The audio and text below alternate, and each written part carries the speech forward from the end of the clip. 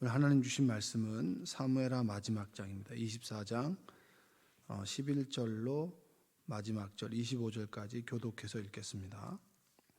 다윗이 아침에 일어날 때에 여호와의 말씀이 다윗의 선견자 된 선지자 갓에게 임하여 이르시되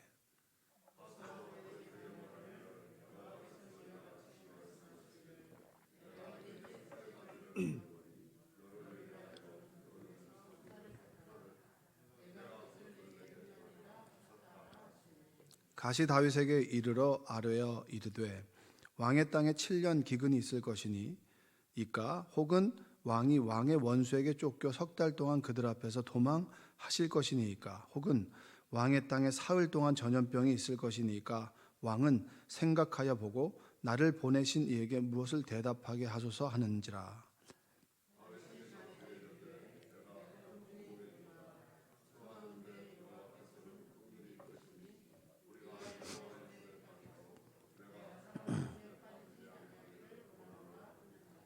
이에 여호와께서 그 아침부터 정하신 때까지 전염병을 이스라엘에게 내리시니 단에서부터 부엘세바까지 백성의 죽은 자가 7만 명이라.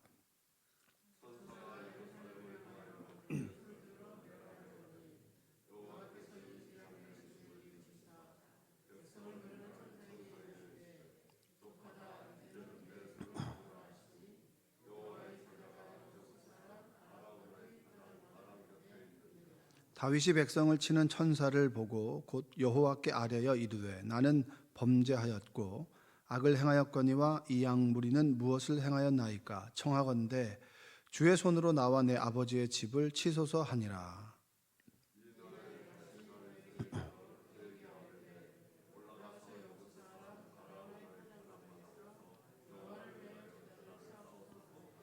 다윗이 여호와께서 명령하신 바 갓의 말대로 올라가니라.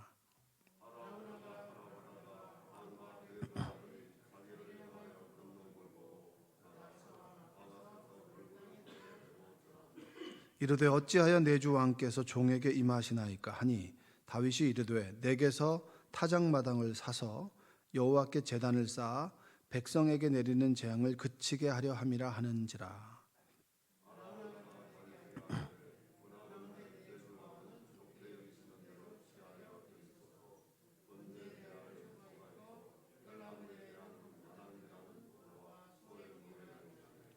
왕이여 아라우나가 이것을 다 왕께 드리나이다 하고 또 왕께 아뢰되 왕의 하나님 여호와께서 왕을 기쁘게 받으시기를 원하나이다.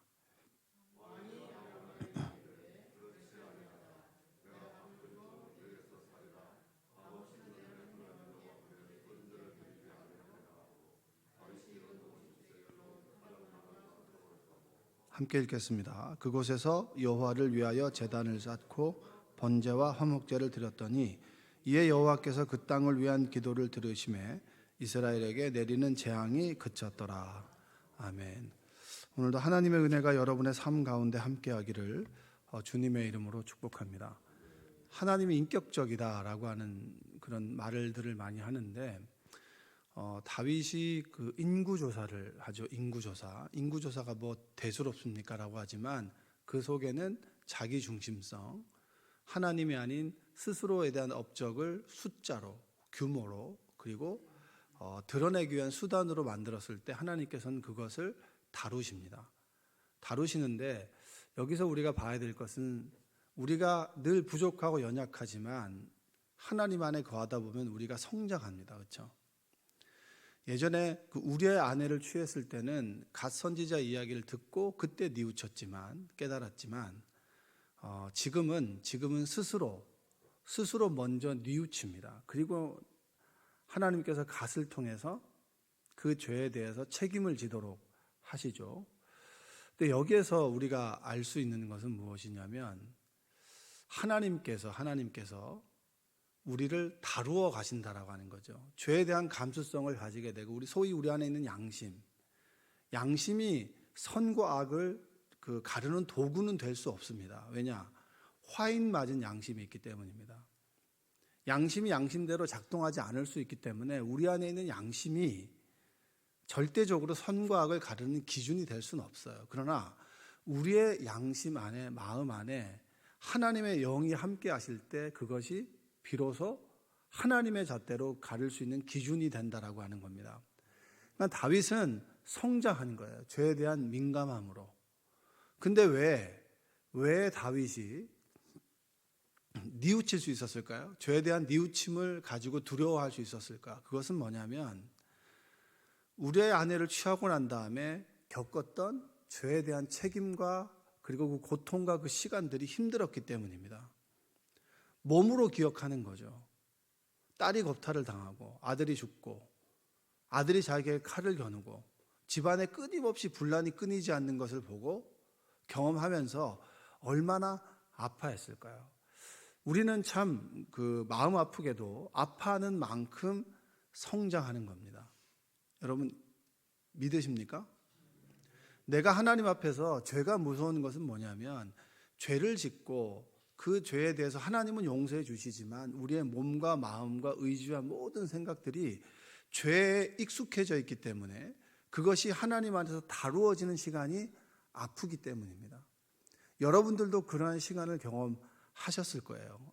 내 스스로 뭔가를 하려고 하다가 정말로 그 고통을 스스로 직면해서 그 고통을 스스로 감내하면서 시간을 버텨낸 사람만이 죄에서 조금 자유로울 수 있는 거예요.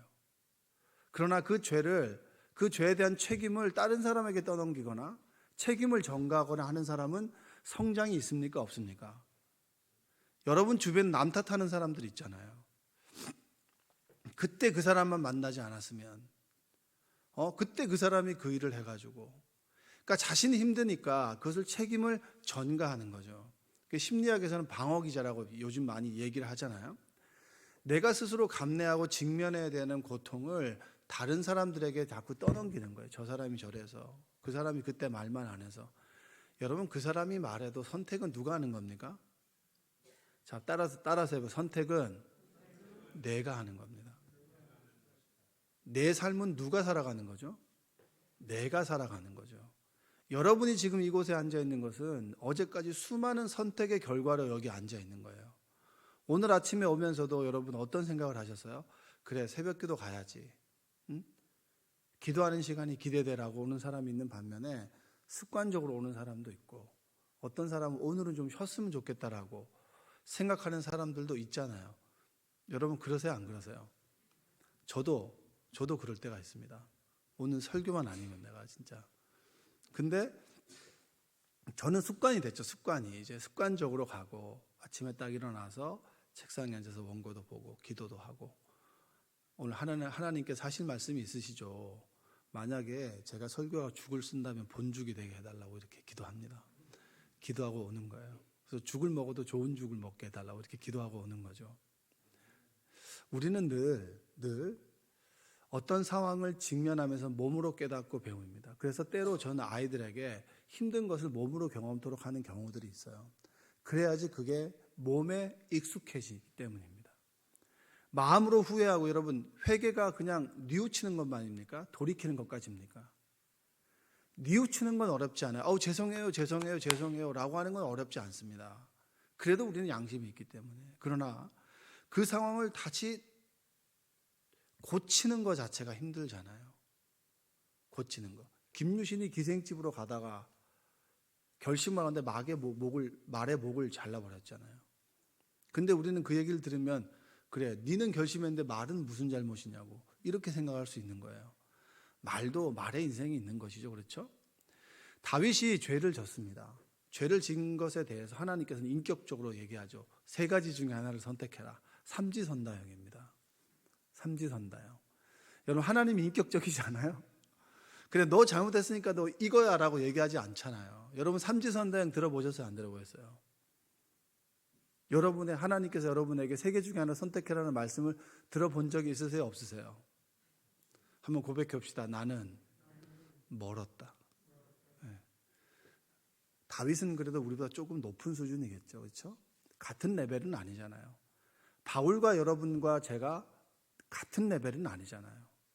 그는 진짜로 하나님의 스티그마타, 흔적을 가슴에 새겼고 그리고 몸으로 살았던 사람들이 바로 바울과 같은 사람입니다. 다윗도 마찬가지죠. 자신의 죄에 대한 결과를 몸으로 겪고 집안에서 겪고 얼마나 많은 고통 가운데 있었을까요? 그래서 바울이 죽을 때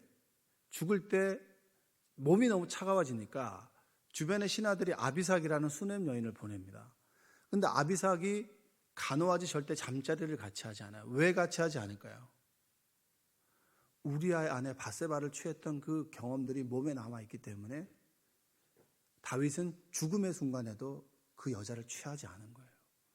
몸으로 경험한 거예요. 몸으로 경험하고 난 다음에 그 죄가 얼마나 힘든 것인가, 죄에 대한 결과를 책임지는 것이 얼마나 힘든 것인가를 알았기 때문에 그는 뉘우칠 수 있었던 겁니다. 그래서 하나님께서는 갓을 통해서 세 가지 하나를 선택해라. 그 세 가지가 한번 읽어볼까요? 세 가지의 말씀이 14절 한번 읽어볼까요? 14절 한번 읽어보겠습니다. 시작.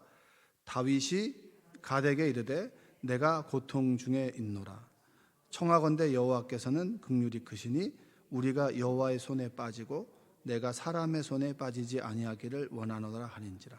첫 번째는 7년의 기근, 세 번째는 원수에게 3달 동안 쫓겨다니는 거, 그리고 세 번째는 3일의 전염병이에요.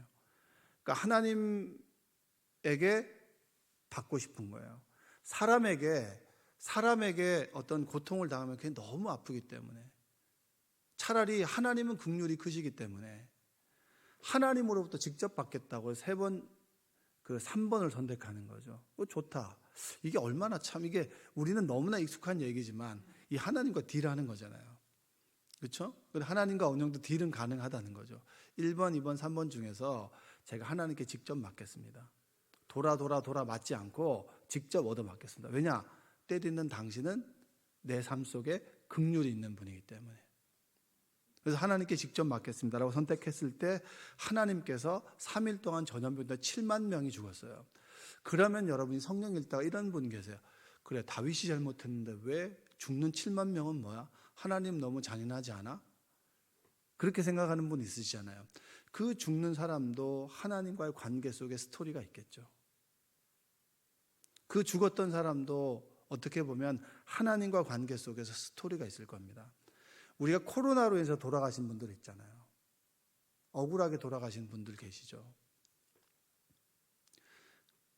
그분들을 볼 때 우리는 여러 가지 생각이 들 때도 있지만, 그러나 그분들도 하나님 관계 속에서 다 이유가 있고, 또 하나님께서 그만큼의 어떤 상황에 대한 납득을 하게 해주셨을 거예요. 왜냐?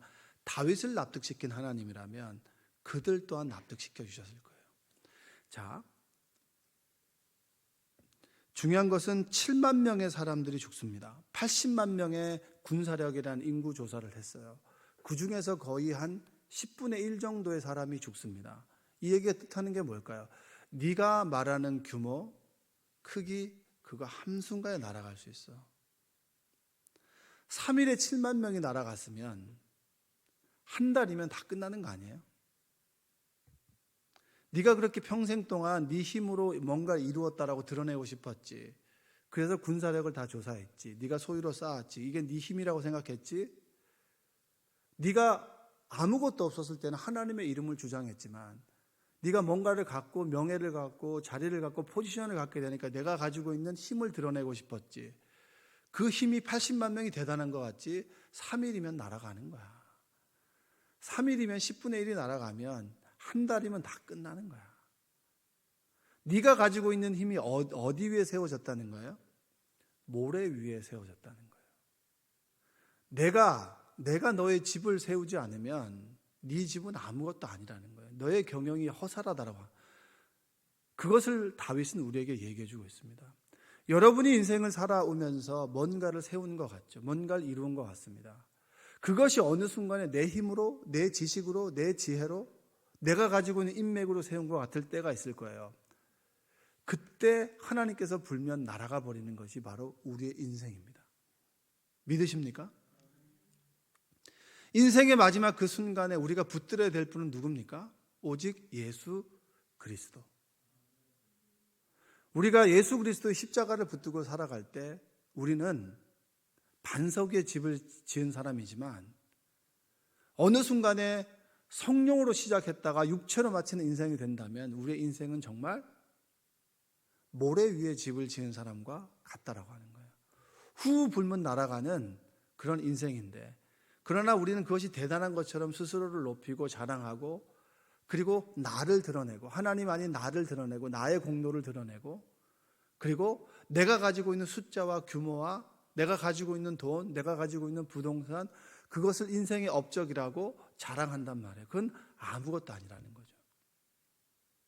내가 그렇게 비싸다고 생각했던 그런 내가 집 한 채를 장만했다라고 합시다. 지금의 이 시국에 그 부동산 값이 변한다, 변하지 않는다? 변하는 거예요. 늘 변하는 것을 변하지 않는다라고 생각을 가지고 있는 것이 우리의 신화, 신념이라고 하는 겁니다. 그 신념이 여지없이 깨어지는 것이 뭐예요? 인구조사라고 하는 겁니다. 80만 중에서 7만이 그냥 한 방에 날아가는 거예요. 누구의 손에? 주의 손에. 그게 바로 다윗이 깨달았던 거예요. 17절 한번 볼까요? 17절. 다윗이 백성을 치는 천사를 보고 곧 여호와께 아뢰어 이르되 나는 범죄하였고 악을 행하였거니와 이 약무리는 무엇을 행하였나이까? 청하건대 주의 손으로 나와 내 아버지의 집을 치소서 하니라. 하나님께서 다윗을 건드리지 않는 것은 하나님께서 다윗에게 약속하셨기 때문입니다. 그가 성전을 지으려고 했을 때 그리고 네 후손이 다윗의 자손으로 쭉 가게 될 것이다. 그 약속을 하셨잖아요. 그 약속을 지키시는 하나님이죠. 그 약속이 없었다면 다윗은 날아갔죠. 날아가는 겁니다, 그냥. 여러분이 정말 수많은 죄 가운데 살아가면서도 지금 우리가 그래도 건강하고 그래도 지금 주의 전에 나올 수 있었던 것은 하나님의 긍휼하심이지 우리의 잘남이 아니라고 하는 거예요. 그것을 깨닫게 되는 여러분들 되시기 바랍니다. 저는 다윗이 그래도 다윗을 보면서 많이 희망을 갖는 것은 뭐냐면 인생의 노년에 하나님을 그렇게 경험하고 그리고 전무후무한 부를 경험하고 그리고 성전을 쌓을 수 있는 모든 토대를 마련하고 80만 명이라고 했던 숫자가 왜 이렇게 대단하냐면 아수르라고 하는 제국이 북이스라엘을 무너뜨리고 그들의 주력 부대가 17만 5천 명이에요. 17만 5천 명의 5배가 되는 거예요. 5배. 그러면 다윗의 때 수많은 나라들을 칠 수 있을 만큼의 힘이 있었다는 거예요. 그럼에도 불구하고 다윗은 다른 나라를 침범하지 않죠. 제국으로 나아가지 않는 거예요. 다윗은 실수했지만 우리와는 다른 어나더 레벨이에요. 그는 자신의 잘못으로 인해서 죽어가는 사람들에 대한 책임을 지고 싶었어요. 그래서 하나님께 이렇게 고백하죠. 하나님, 나는 범죄했습니다. 그리고 나는 악을 행했습니다. 그런데 이 약물이 죽어가는 사람들은 무엇 때문에 이들을 죽이십니까? 저를 차라리 치십시오. 이렇게 얘기하는 거예요. 여러분, 우리의 삶 속에 내가 잘못한 것에 대해 책임을 진다면 우리는 진즉 죽어도 마땅한 사람인데 하나님께서는 유예시켜 주시고 감해 주시고 그리고 지켜보심을 통해서 우리가 이곳에 있는 거예요. 우리는 그 죄를 책임지려고 하는 마음을 갖게 될 때 우리가 성장하고 성숙할 수 있게 된다라고 하는 겁니다. 저는 우리 아이들에게 늘 가르치는 것은 바로 앞에 어려움을 모면하기 위해서 둘러대지 말라고, 거짓말하지 말라고, 핑계대지 말라고, 인기응변으로 그 상황을 모면하지 말라고. 그러면 더 큰 너에 대한 신뢰를 잃어버린다. 지금 잘못했으면 잘못했다고 얘기하면 괜찮다. 너는 아직 어리기 때문에 잘못했다고 해도 누구나 연약하기 때문에 그것을 인정하지만 그러나 그 앞에 그 조금 욕먹고 매 맞는 거 벌 받는 것 때문에 너가 만약에 그걸 거짓말로 한다면 너에 대한 크나큰 신뢰를 잃어버리게 되면 모든 것을 잃어버릴 수 있다. 여러분, 이건 아이들에게만이 아니라 제가 살면서 하나님 안에서 경험했던 겁니다. 눈앞에 있는 걸 모면하기 위해서 임기응변으로 살아가는 인생, 나중엔 크게 얻어맞을 수밖에 없는 거예요. 하나님께. 왜냐? 그분은 나의 아버지이기 때문에. 여러분의 삶에 찾아오는 내가 죄에 대한 결과를 받아들이는, 직면하는 여러분들 되시기를 주님의 이름으로 축복합니다. 직면하게 될 때, 그 고통 가운데 있을 때 우리는 진정으로 하나님을 만나게 되고 하나님께서 내 삶 가운데 함께 하셔서 함께 하심의 그러한 동행함의 역사가 우리 가운데 있게 되는 거예요. 책임지려는 태도, 그 앞에서 하나님께서는 해법을 주시는데 뭐냐면 제단을 쌓으라고 합니다. 제단. 자, 24절과 25절 한번 읽어볼게요. 왕이 아라우나에게 이르되 그렇지 아니하다. 내가 값을 주고 내게서 살이라. 값없이는 내 하나님 여호와께 번제를 드리지 아니하리라 하고 다윗이 은 50세겔로 타작마당과 소를 사고 그곳에서 여호와를 위하여 제단을 쌓고 번제와 화목제를 드렸더니 이에 여호와께서 그 땅을 위한 기도를 들으심에 이스라엘에게 내리는 재앙이 그쳤더라. 하나님께 제단을 쌓으라고 하죠. 50세겔이라고 하는 게 아주 하찮은 그 금액이에요. 그러니까 우리 동네로 치면 이제 우리로 치면 저쪽에 있는 그 외곽에 있는 밭 정도를 사는 거예요. 논밭. 상업용지가 아닌. 그러니까 아라우나 입장에서도 왕이 찾아오니까 이 땅을 필요하다니까 그냥 가져가십시오. 가져가도 상관없습니다. 아니다. 값을 지불하고 사겠다. 우리의 예배는 무언가를 지불해야 되는 거예요. 여러분의 구원은 무엇인가를 지불하게 되는 거죠. 여러분이 구원이 쉽다. 내가 예수 그리스도를 인정하면 구원을 받는구나. 되게 쉽죠. 근데 그 쉬운 것 속에는 누군가의 피가 담겨 있는 거예요. 예수 그리스도의 십자가의 은혜가 있는 거죠. 그래서 우리는 내가 예수 그리스도를 내 구세주로 인정하면 구원을 받는구나, 천국 가는구나, 좋다고 했다가 신앙생활을 거듭 해나가면서 느껴지는 게 뭐죠? 예수 그리스도의 십자가의 의미를 깨닫게 되는 거죠. 예수 나를 위해서 십자가를 질 때라고 하는 것이 그냥 미사 여구가 아니라 내 삶 속에 깨달아질 때 그렇구나. 나의 구원이 하나님께서 인간이 되시고 그분께서 십자가에서 피를 흘리심으로 인해서 내가 얻게 되었구나라고 하는 것을, 굉장한 값어치 있다라고 하는 것을 깨닫게 되므로 내가 고개를 숙이게 되는 거예요. 처음에는 모르죠. 그래서 우리의 신앙생활은 하루 가면 갈수록 하나님의 긍휼하심의 크기가 점점 더 커져야 되는 거예요. 그 긍휼하심의 크기가 커진다는 얘기는 우리가 하찮다라고 하는 것이 깨달아지고 우리 안에 사랑이 없다라고 하는 것이 깨달아지게 되면서 점점 더 고개를 숙이게 되는 거죠. 근데 하루하루 신앙생활을 하면서 고개를 빳빳하게 세운다라고 하는 것은 하나님을 아는 거예요, 모르는 거예요? 모르는 거죠. 어떻게 하나님을 알면 알아갈수록 내 자신을 드러냅니까? 내가 이걸 했다, 내가 뭘 했다. 말도 안 되죠. 그게 다윗 아닙니까? 나 자신을 드러내다가 아무것도 아니야 그거 한 방에 쳐버리는 것이 바로 다윗이잖아요. 우리의 예배는 우리의 죄를 가지고 주님께 나아옵니다. 그리고 우리의 소중한 것을 하나님께 드리죠. 예물도 드리고요. 우리의 시간도 드리죠. 우리의 상한 마음도 드립니다. 내 땀과 헌신도 하나님께 드릴 때 온전한 하나님께 드리는 예배가 될 수 있는 거예요. 속죄의 예배가 될 수 있는 거예요. 하나님과 화목함의 예배가 될 수 있는 거예요. 지금 드리는 예배가 그런 예배입니다. 피곤함을 뒤로하고 오늘 이 새벽 기도를 나오면 내 하루가 얼마나 피곤합니까? 그것을 지불하고 드리는 예배가 이 예배이기 때문에 이 예배가 값진 예배가 될 수 있는 거예요. 여러분, 다윗의 인생을 정리해보면 뭐죠? 다윗도 별 수 없는 인간이에요. 그도 인생의 마지막 순간에 나를 드러내고 싶어 했다. 우리는 끊임없이 나를 드러내고 싶어 하죠. 내 공로를 드러내고, 내가 농담식으로 얘기하는 게 있어요. 난 왼손이 아닌 걸 오른손이 알게 한다고. 양손이 알게 한다고. 우리는 드러내고 싶어 하죠. 내가 일을 했는데 누구는 칭찬해주고 누구는 칭찬 안 해주면 불과 같은 질투가 올라오는 사람들이 바로 우리입니다. 고상한 척하지만 여러분, 인간은 다 똑같아요. 그런 죄 많은 다윗이 인생의 마지막 순간에 용서받을 수 있다. 그 죄값으로 치러진 예배가 아라우나의 타작마당이고, 그곳에서 무엇이 세워졌는지 아세요?